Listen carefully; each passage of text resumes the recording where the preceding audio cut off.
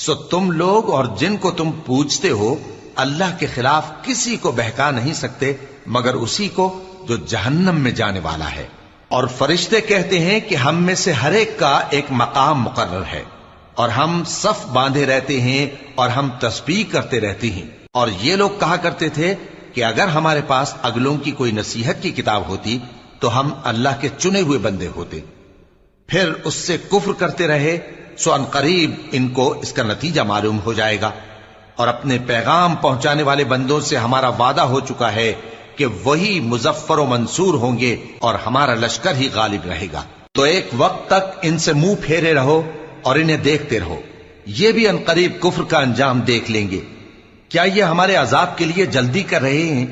مگر جب وہ ان کے آنگن میں آ اترے گا تو جن کو ڈر سنایا گیا تھا ان کے لیے برا دن ہوگا، اور ایک وقت تک ان سے منہ پھیرے رہو۔